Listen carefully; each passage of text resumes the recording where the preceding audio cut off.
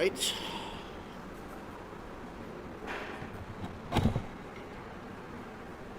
Jai Radha Madhava Kunya Vihari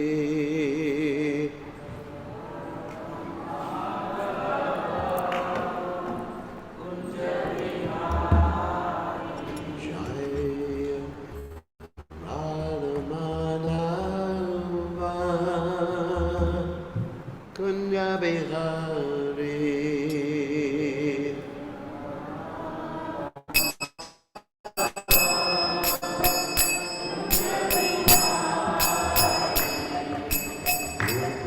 Jana Malabhavini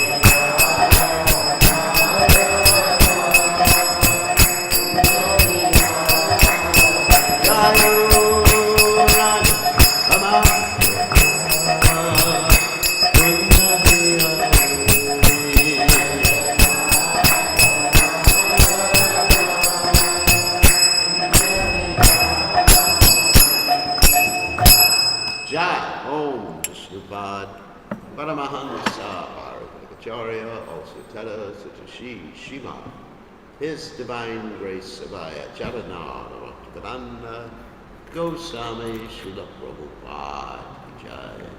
ISKCON founder Acharya, Srila Prabhupada ki jai, Ananta Goti Vaishnava Vrinda ki jai, Namacharya, Srila Thakur ki jai.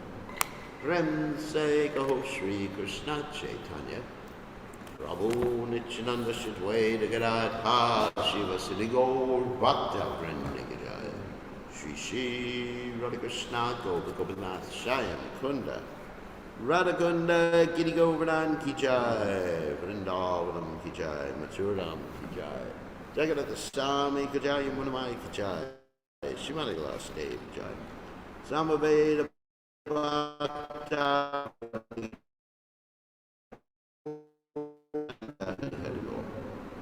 All glorious the assembled devotees, all glorious the assembled devotees, all glorious the assembled devotees, all glorious to Shri Guru and Gauranga Srila Prabhupada ki jai. So today we're reading from the Srimad Bhagavatam Song, Om Vishnu Padaya Krishna Vastaya Bhuvale Srimati Bhaktivedanta Swami Namane Namaste Saraswati Devi Gaurvani Pachani Devasesha Sindhuvani Pasacha Deja Tarine. So today we're reading from the Srimad Bhagavatam 10th canto, 10th chapter, text 14. Om Namo Bhagavate Vasudevaya.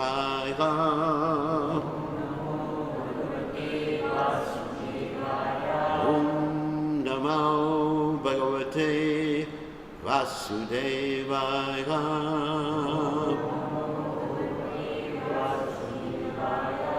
Om Namo Bhagavate Vasudevaya. Yata Kantaka Vidongo Jantor Nichiti Tang Yatang Jiva Samyam Gato Lingar Na Tathavata Kantakaha Yatha Kantaka Vidango Jantor Nechati Tam Vyatam Jiva Samyam Gato Lingar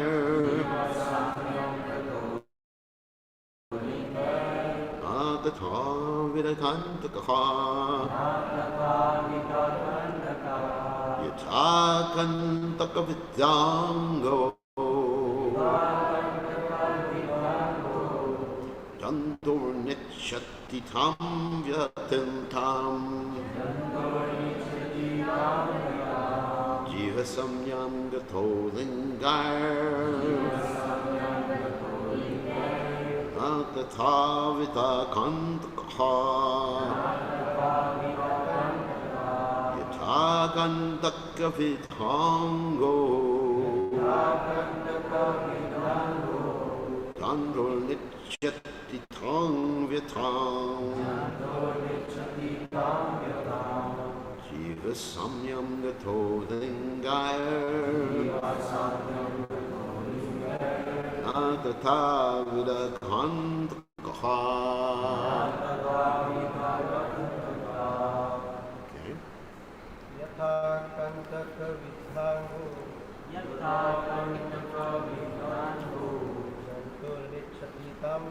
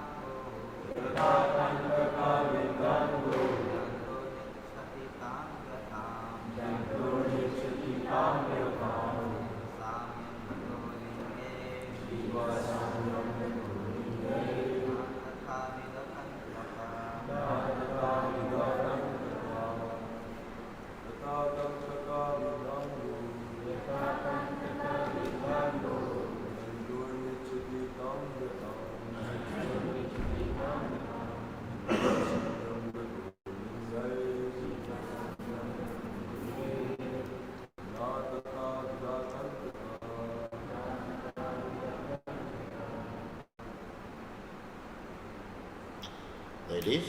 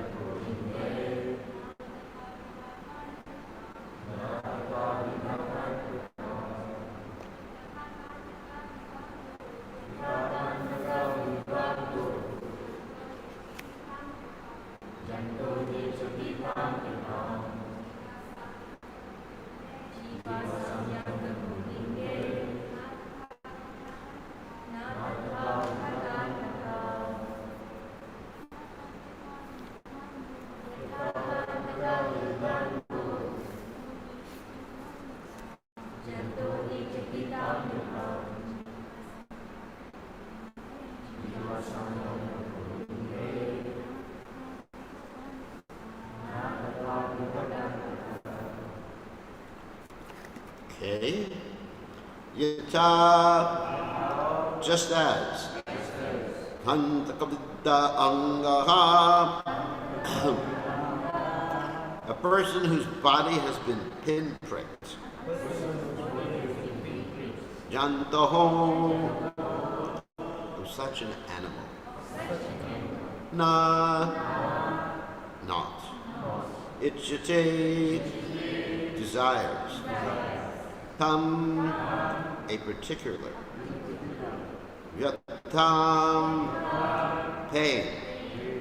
Jiva samyam, gataha, when he understands that the position is the same for everyone. Lingahai, by possessing a particular type of body. Na, not. Tata, so. Avida kandakaha,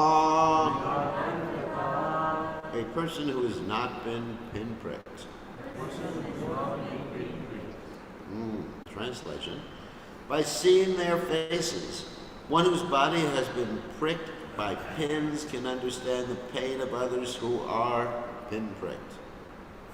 Realizing that this pain is the same for everyone, he does not want others to suffer in this way. But one who has never been pricked by pins cannot understand this pain. It's heavy verse. The purport by His Divine Grace, A.C. Bhaktivedanta Swami Srila Prabhupada Ki Jai. There's a saying, the happiness of wealth is enjoyable by a person who has tasted the distress of poverty. There's also another common saying, Bonja ki prasava. A woman who has not given birth to a child cannot understand the pain of childbirth. Unless one comes to the platform of actual experience, one cannot realize what is pain and what is happiness in this material world. The laws of nature act accordingly. If one has killed an animal, one must himself be killed by that same animal. This is called Momsam. Mang means me, and Sa means he. As I'm eating an animal, that animal will have the opportunity to eat me. In every state, therefore, it is ordinarily the custom that if a person commits murder, he is hanged. Not in Fiji, though. And I'll explain that in a second. Anyway, politically incorrect class. So yata kantaka vidhango jantur nichati tam vitam jivasam yangatho lingayar natatar vidakantaka. So, Om Ganat Tivananda Shah Gananjana Shlakaya Chakshu Viditamena Tasmai Shigurve Namaha. So I just want to unpack one particular thing Prabhupada said here, and other things too. That there's this method, Prabhupada is referring to the Vedic method of eating meat. So anybody want to follow this method, you can follow it. You have my, not lessons, you have my warnings. So the Vedic method of eating meat is not to open up slaughterhouses. The Vedic method of eating meat is to offer a goat to the goddess Kali once a month on the new moon when all the ghosts are out. And you say this mantra. Part of the mantra here is Mamsa Kadati is the full mantra. And so that means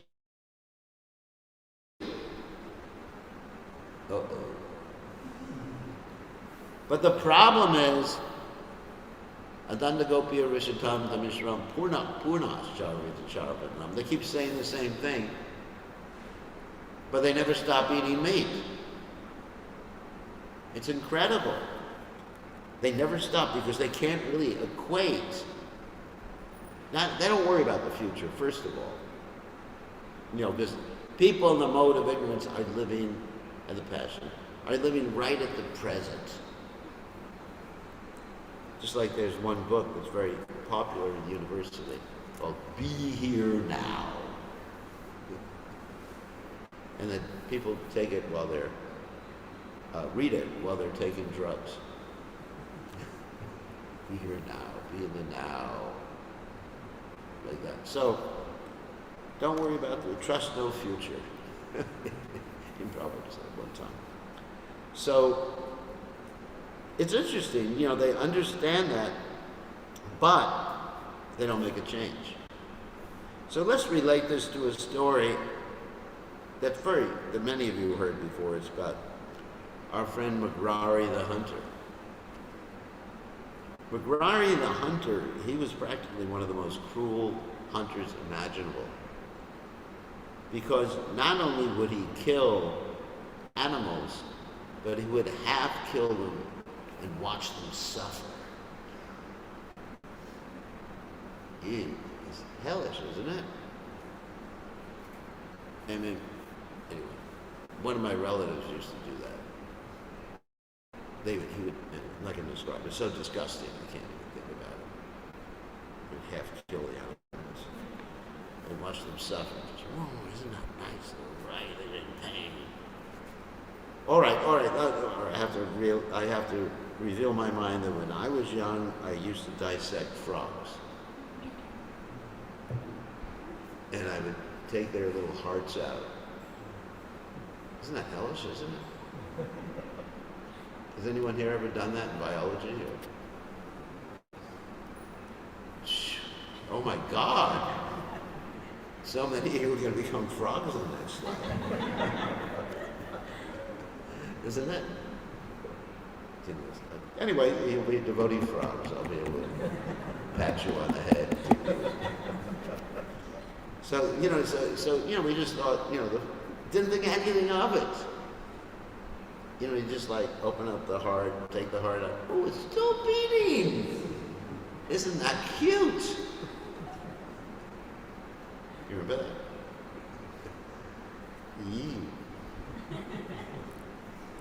And then, of course, a lot of you ate meat in the past. My family, we did.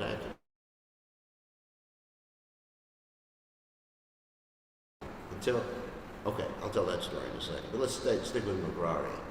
So Magrari, he understood, he saw the animals suffering, and he really liked to see the animals just writhe in pain. Because that was his family tradition. So along comes Narada Muni. And Narada Muni basically says, oh wait, first of all, he sets the animals free. And Mrigari gets upset, why'd you set these animals free? And Narada Muni asks him, why don't you just fully kill the animals instead of half kill them? And he says, this is our family tradition. We have so many family traditions, isn't it? I mean, in the religion I was brought up in, oh my God, I can't even mention. The family traditions were eating a leg of a lamb, taking the ribs of a pig. Can you imagine? This is like unimaginable. You have a pig and you just like, it's like taking someone's ribs out and sucking on the ribs. And if you've ever done, I'm sure some people have done it, right? It was disgusting. But I didn't really equate it. Anyway, let's get back to my story in a second. So Mrigari, he didn't understand that these living entities were experiencing pain like he would experience pain. And Narada Muni had to give him an experience before he would understand. It was a virtual experience. Actually that might be a nice way to bring people to vegetarianism in the future. You put virtual goggles on them and let them become an animal in a virtual world. There's this whole thing that they're working on right now called the metaverse. Some of you may have heard of that. Some of you. I'm sure if Adwaita was here, he would know what I was talking about.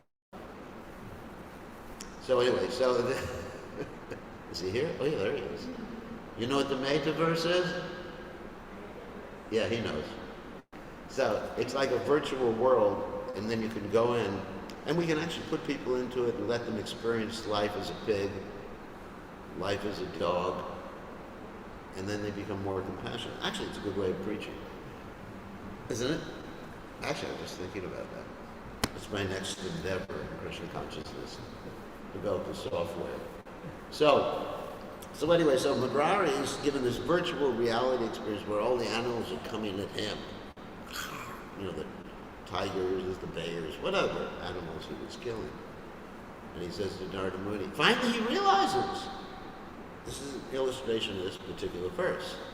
Finally he realizes what pain is and what the animals are. And he says, uh-oh, what should I do? And Narada Muni says, give it up. But first he had to have that experience. Because if Narada Muni had told him to give it up beforehand, he wouldn't have been able to give it up, right? He would have said, yes, Guru Maharaj, I'm sorry. Can't follow up all regular principles. So he gave it up, but he said, when he was giving it up, he said, what am I going to do to make a living? This is my job. Killing animals, I guess, selling them and everything like that. And Narada Muni said, don't worry. I will personally arrange for your maintenance.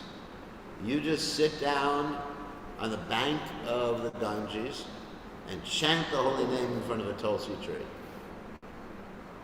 And so, the story goes, he was chanting the holy name in front of Tulsi. And his wife joined him too. She also became vegetarian at that point. And so they were chanting. And one day, Narada Muni and Parvata Muni came to visit. And he wanted to see his Guru Maharaj. And in order to see his Guru Maharaj, he ran to see his Guru Maharaj, but there were all sorts of ants on the road, so he was jumping up and down. And he was explaining that I don't want to hurt an ant. Can you imagine? Going from that situation to the situation, from the previous situation to the situation where he was extremely compassionate and loving. That's an amazing thing. So here was an example of an experience, and I mentioned that I would give my own experience in this regard. Of course, I didn't have animals attack me, except for here in Fiji, where a dog attacked me. I was traumatized by dogs. Some people are traumatized by cats, and some people are traumatized by dogs. So, what happened is, one day, I was a young little boy. Yes, I was a boy when I was young. So I was a young boy, and I asked my mother, "What's for dinner?" And she said, "Oh, we have a special dinner for you tonight. Tongue." And I thought, tongue is just like a name of something. You know, you have different companies, like, I don't know if you have craft products here, craft foods, you know, things like that. And they're world famous. So I thought, you know, just one, some brand name. Like nuts or something like that. So I walked in the kitchen and I looked at the table and there was this tongue about this big on the table. And I looked at it. I said, it's a real tongue.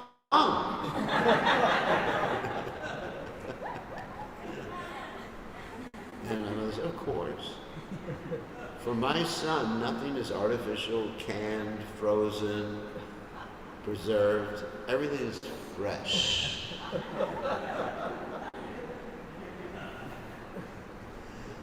So, and then I ran to the bathroom, looked in the mirror, stuck my own tongue out at myself, and compared it to the tongue in the kitchen. And I said, that's it. No more meat. So you have to have that realization at least, somehow or other, to be able to give things up. I mean, it really has to strike you.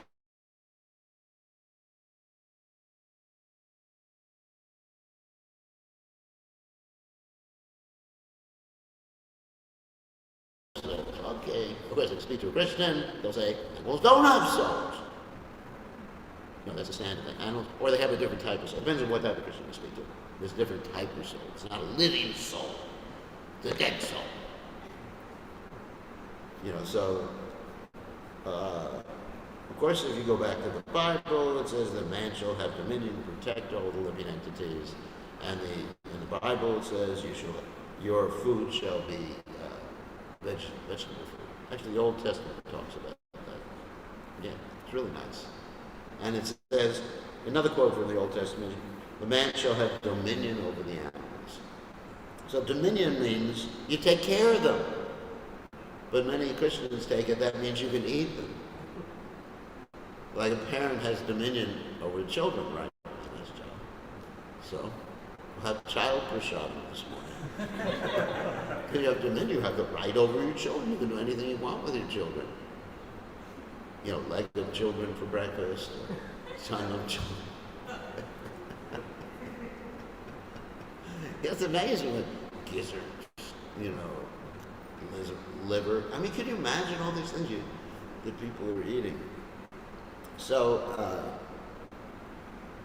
so they make so many excuses, and you know, they say animals have no souls to justify what they're doing. So it takes the point I'm making is it takes some realization. You can explain to people, yes, I know animals have soul, but then they say, but we gotta live by eating, I need protein. And then you explain to them, there's plenty of protein in beans, more in beans, and it's healthy for them than in meat. And you can explain physiologically how our intestines are made for eating vegetables, not meat. And if you eat meat, you get so many cases of cancer of the colon, cancer, you know. That's why the doctors, they always insist on putting a scope up you when you get to a certain age. They do that, isn't it? They do that here in Fiji too. So the poor guy's lying there. And they're looking inside the intestines, you know. I mean, I'd rather see any other video than someone's intestines. But anyways, to see if there's any cancer coming from eating meat. I mean, it's insane. But still, they're continuing. Vedanta Gopir Vishatam. Why? Because they have uncontrolled senses, and they're in the mode of ignorance or passion, and they haven't really understood realize, it takes some realization. It takes some realization what it is. I mean, if people had to kill, actually I've been talking to people in Fiji where they did actually kill chickens. And they became callous to it after some time. Callous means they just become desensitized. You know, first time a little boy sees his father kill a chicken, you know, the neck and whatever else, the child gets horrified. Second time, less horrified. Third time, even less horrified. And eventually, the child does it himself, and it's just part of life. You become desensitized to violence, which is another problem too. So, in order to solve that, one has to have some realization. One has to experience. Sometimes that's why we have birth after birth in the material world. Many times people ask the question, why do we have to suffer in this material world so much? You know, life after life. Because basically you need that experience. If you never came to the material world, you wouldn't need that experience. Another point is that Krishna says in the Bhagavad Gita, Punarjanma Naiti Mameti Sojana. One who goes back or goes to the spiritual world doesn't come back. The reason is he's had the experience. That's actually the reason. He has some sort of memory. He may not remember the details of what happened in this world, but he is definitely traumatized. You know, there's no thought of coming to this place. It's just like, you know, like post-traumatic stress disorder, you go back to the spiritual world, you have PTSD.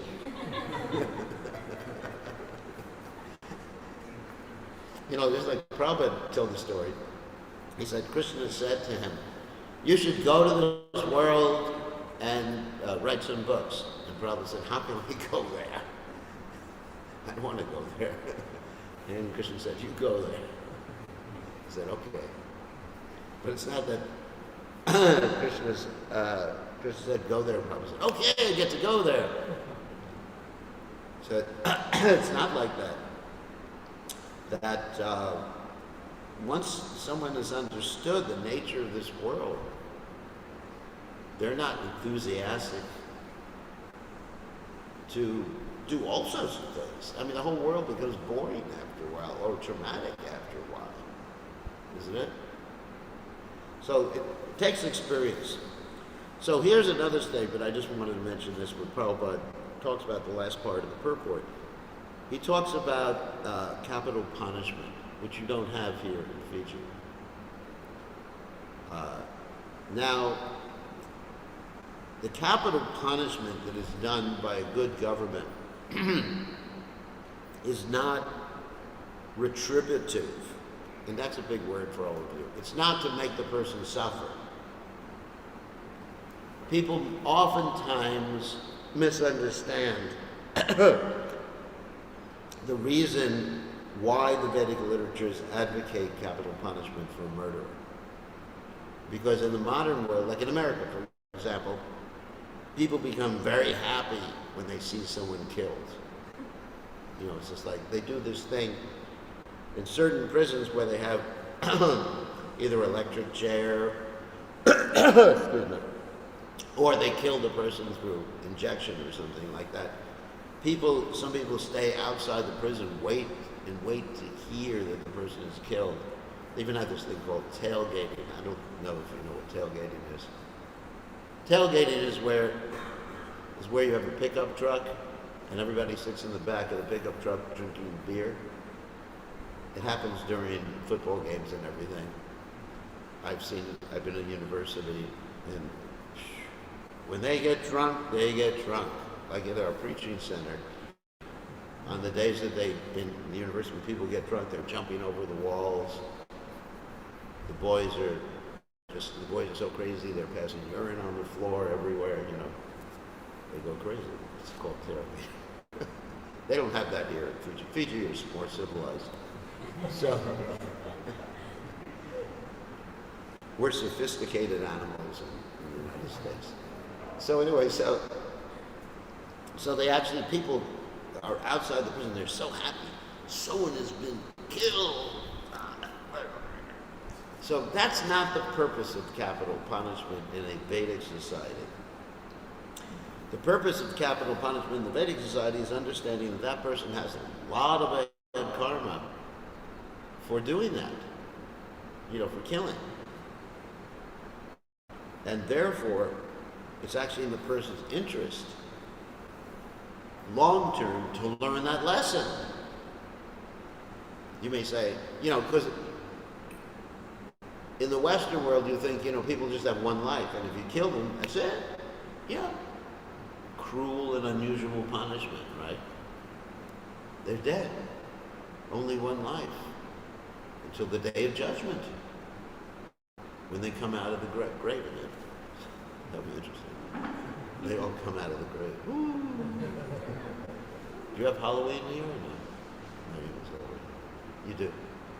So anyway, so this concept, you can't take away someone's life because that's it. When they're dead, they're dead. But actually, Krishna consciousness or becoming reformed, yesterday we talked about reformatory measures, is a multi-life experience. And so there's an experience that they have from that capital punishment. The karma becomes wiped out from that. And obviously there's no what we call recidivism. In other words, the person is not going to commit another crime in this lifetime. So anyway, so that's the reason for capital punishment. And Prabhupada says, one commits murder, he is hung. So it appears very, very, very cruel. And I know there's a lot of propaganda against capital punishment. But that's the reason for it. If someone actually commits murder, someone who is like that, it's actually for his own self-interest. Anyway, and then he learns his lesson, and these lessons that people are learning are from one lifetime to another. It's not just one lifetime lesson. Oh, I've never been pricked in this lifetime. And who has never been pricked in this lifetime? I don't think there's anybody. But anyway, I've never suffered poverty in this lifetime. It's true. I mean, I've never suffered, personally, I've never suffered poverty in this lifetime. No, real poverty. But I can be compassionate because probably in some past lifetime I experienced it. I never experienced giving birth in this lifetime.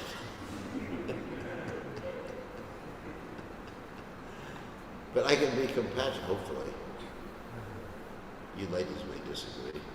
So I can be compassionate because, obviously in some past lifetime I was a mother, right? So that experience has helped me. And so that's the reason for having different experiences, life after life after life. It really helps you understand things and be compassionate. So, on that happy note, who would like to ask a question? Yes.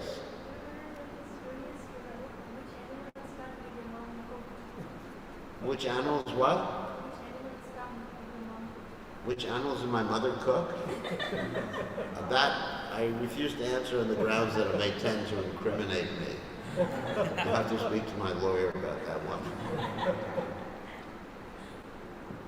Prabhupada talked about these, and people just eat so many crazy things. But my mother was trying her best, with out of love. But that's another point, that sometimes we do something out of love, but if we don't know what's best for the person, that's detrimental. That hurts the person. So if someone is doing something or wants to help someone out of love, they should first of all find out what's the best thing for the person. That's the first thing. Because if you try to help someone sentimentally, you may hurt them. Like Prabhupada gave that example of the little boy whose brother had some liver disease. And this brother who had liver disease was not supposed to eat fried food. But the brother who had liver disease was begging his other brother for pakoras. Pakoras are fried. And he was begging, I have to eat a pakora. You know, like sometimes, it's interesting. Let's talk about, you know, sometimes people who have diabetes, they're just like, I have to have ice cream. I can't live without ice cream. Isn't it? Anyway, so, and you take it away, they throw a fit. But anyway, I say, I'm just doing the best thing for you. Don't do the best thing for me. That's funny. So anyway, so the little boy brought his brother pakoras. And the parents were really angry at him. So first of all, you have to be Krishna conscious and understand what's the best thing for people. Because oftentimes we think sentimentally, like this capital punishment thing. We think very sentimentally about things, and we don't really know the best thing. So we follow Krishna's direction to know the best thing. You understand? So anyway, I'm not going to answer the question about what food my mother made for me. I mean, but she was doing it out of love. And my mother's a great mother, and no doubt about it, but she didn't know. That's all. That's all. I mean, whatever. Now she knows. So you have another question? Lord Brahma and Lord Shiva, they control modes of good, passion and ignorance. So my question is, they control the modes, and do they also get controlled by it? Lord Brahma is a pure devotee. That's an interesting question. Lord Brahma is a pure devotee. He's not controlled by it. Lord Shiva is a pure devotee. And if it appears like he's controlled by it, it's actually a pastime. Like in the Brigamuni story. You have the Brigamuni story. Brigamuni was testing Lord Brahma, he was testing Lord Vishnu, and he was testing Lord Shiva. So he went up to Lord Brahma, and Lord Brahma was his father, and he didn't offer any respects. And Lord Brahma got angry, but he controlled his anger. Also, there was another instance when Lord Brahma told his 4 sons, the Kumaras, to get married, and they refused, and the anger came out as, you know, as actually Rudra, 11 Rudras. That would be nice that when you get angry, you just like produce all these. I wouldn't mind that. Anyway, so Lord Brahma was tested, but this was a pastime. This is a pastime. Because Lord Brahma is the head of our sampradaya. We don't want to disrespect. And the followers of Sripad Madhvacharya, they don't even like to tell the stories like that, because they're actually very devoted to Lord Brahma. They don't even like this one pastime in the 10th canto, the Brahma Vimohana Leela, where Lord Brahma steals the calves and the cowherd boys. They don't talk about that one, because they're very devoted. So I'm not criticizing Lord Brahma. He is a pure devotee because he saw Krishna. And he composed the Brahma Samhita. He personally saw Krishna. And so anyway, so Lord Brahma appeared to get a little angry, but controlled it. And then Lord Shiva was insulted by Brigamuni. He said, you always have ashes around you, live with ghosts. Don't even go near me, brother. And Lord Shiva got really angry. And Parvati had to cool him down, you know, so he didn't kill his brother. But you see, I mean, Lord Shiva is also Ashutosh. Ashutosh means easily pleased, easily angered. And don't. But he's very easy to please, and he'll help you become a devotee if you want. So I actually, at my altar, I have a deity of Lord Shiva at home. And he's helped me a lot, Krishna consciousness. So, and then Brigamuni went up to Lord Vishnu and kicked him in the chest. And Lord Vishnu said, please accept my apologies for having a hard chest.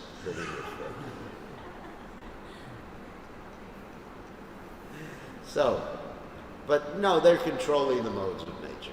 And sometimes it may appear that there's a little influence, but you can't say that Lord Shiva's in ignorance. Lord Shiva is always chanting the name of Ram. He's a Ram Bhakta.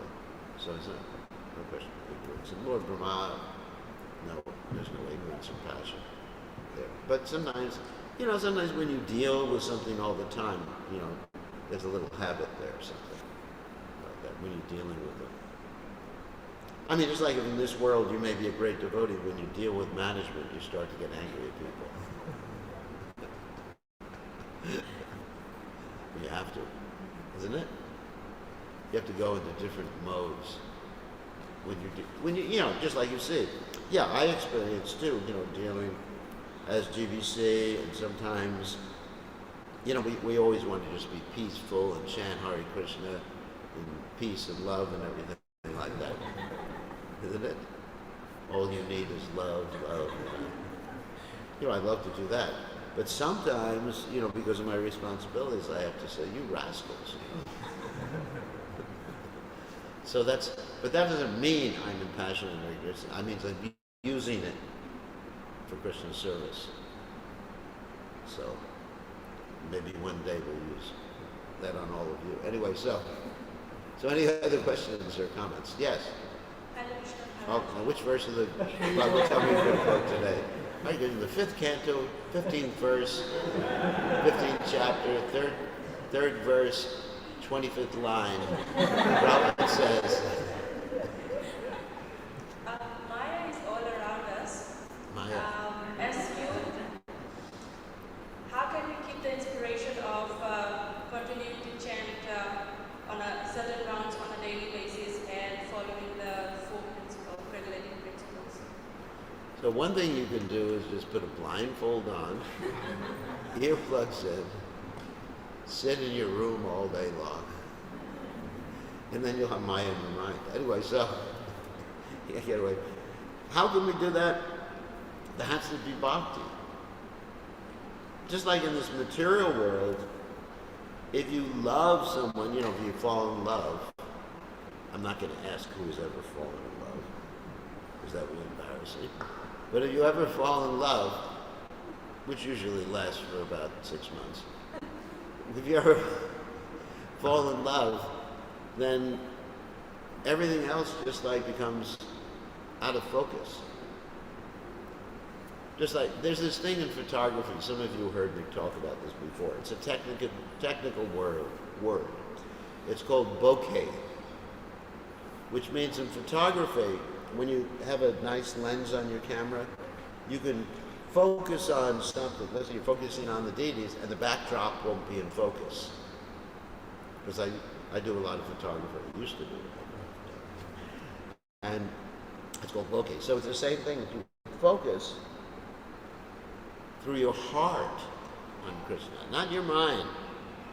Because the mind, as Arjuna says, Chanchalahi mana Krishna pramati bhalavadvidam tajaham nigraham manye vaya or ukashadusha. And the mind is restless, turbulent, difficult to control, just like the wind.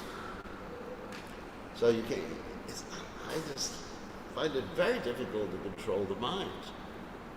But if you have the heart focus, the mind automatically snaps into place. Isn't it? Just like when one is in love. Boom! And then it's just like love. Then wherever you go, you just see your beloved. Oh, you walk into the supermarket. Oh, my beloved would like this. Isn't it? You see a nice car. My beloved would like the car.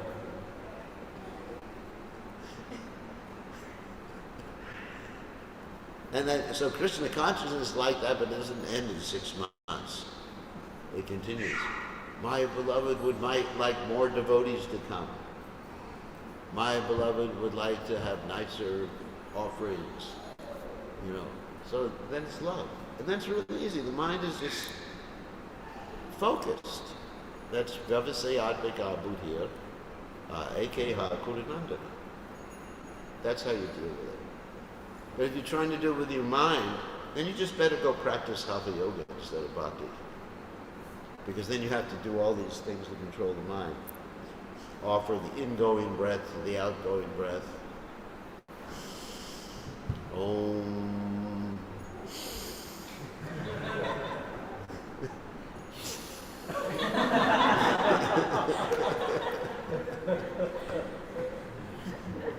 You know, and I have one disciple, I can send you to him to teach you all these asanas. He's the most expert Hatha yogi in the world.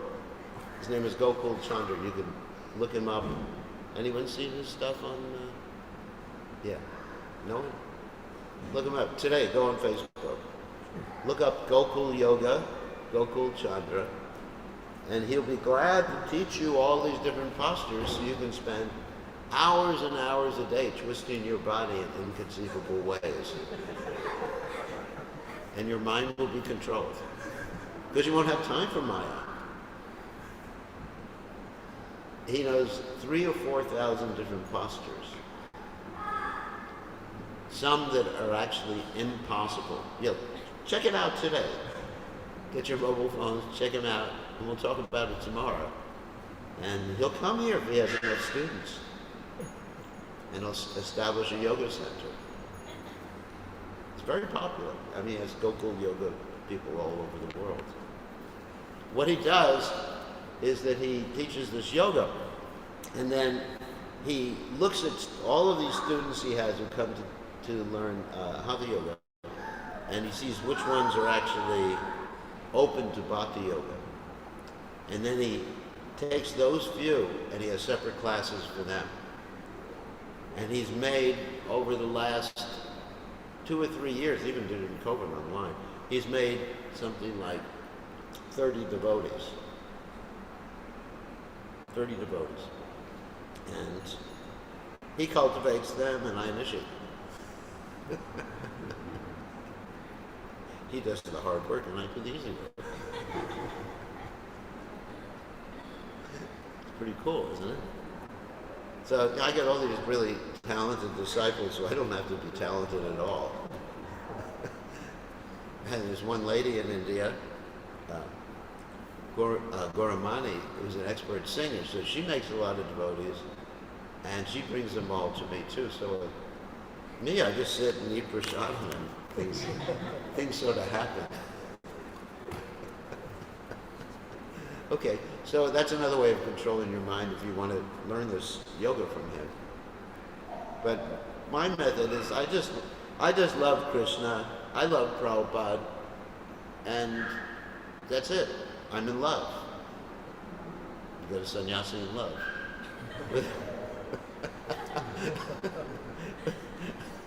With Krishna and Prabhupada, you know, isn't it? It's nice.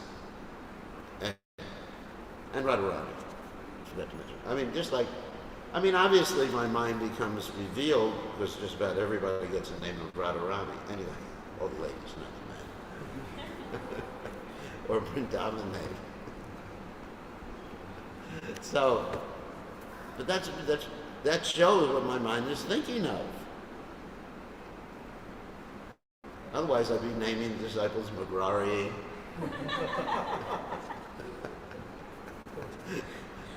Or Raman. Actually, there is a name. There's a devotee Prabhupada gave one devotee named Ramanari. He's a killer Prabhupada. And Kamsa Nisuna, the killer of Kamsa. But unfortunately, the devotees, they always shorten the names, so they just call this devotee Raman. And they call the other devotee Kamsa. You know, they don't say that. Devotees usually don't say the whole name. If there's a two-part name, just first part. So you don't want to get a name like that. You know, they probably get the name one devotee, Mahamaya. But she's a pure devotee of Krishna. You imagine, what's your name? Maya. Maya Devi. So, any other questions? Yes. Krishna Maharaj. Maharaj, there is like 427,000 years left, Kali to finish. So when Kali finishes Maharaj, he will circle again start Treta Yuga Dwapar. Yeah. If this is going to start, this Mahabharata again going to take place in Ramayana, and again this one. Yeah, these are eternal pastimes.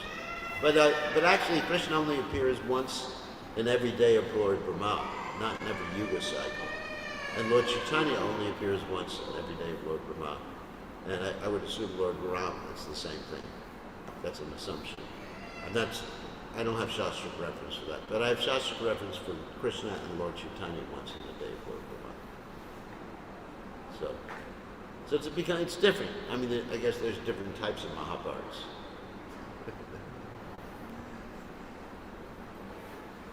You know, things are arranged differently. Krishna does different dramatic performances. It's not that everything is the same.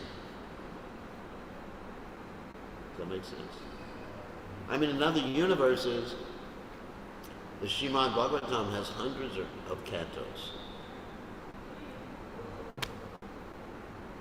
And Lord Brahma has hundreds more heads. I mean, I had a hard time thinking about this, you know. I can understand someone having 4 heads, that's practical. But when you think about 100 heads, where do you put them all? So,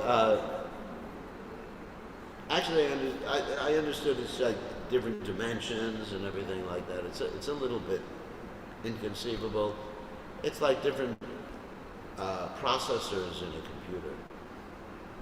That's the way, you know, so I have to think about it like that. So, don't worry. There'll be more Mahabharats for you in the future. And more Ramayans, but you will not be Ram.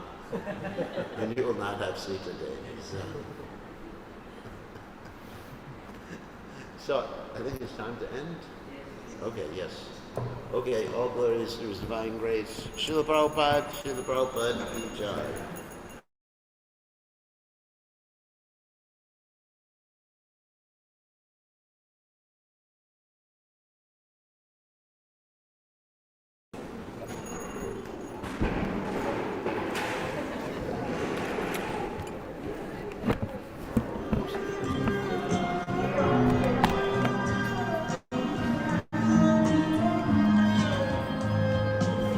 Haribol.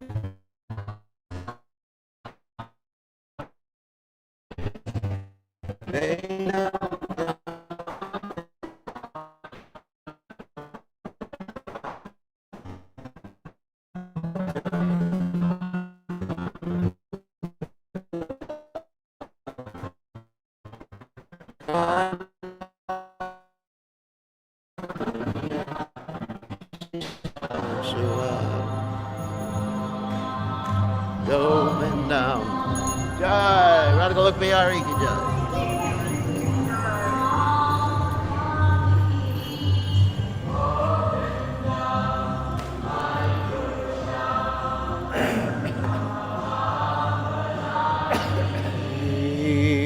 Going down.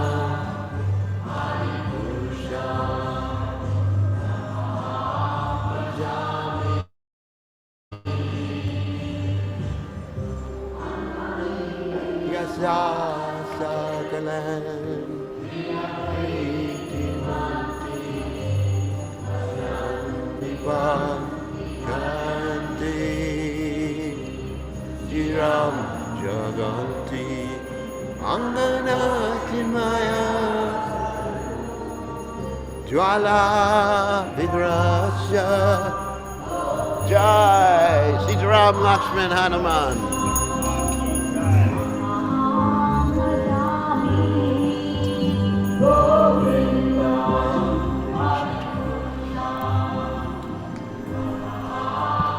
Jami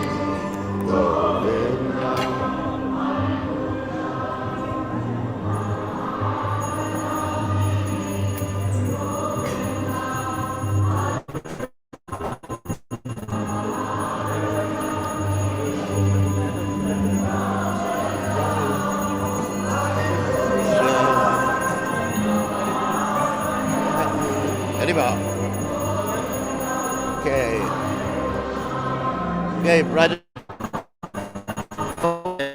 Is right there. And then do the same thing. Right? Okay. Is that as good a quality? What? As good a quality? Not as good a quality, but it's on this line.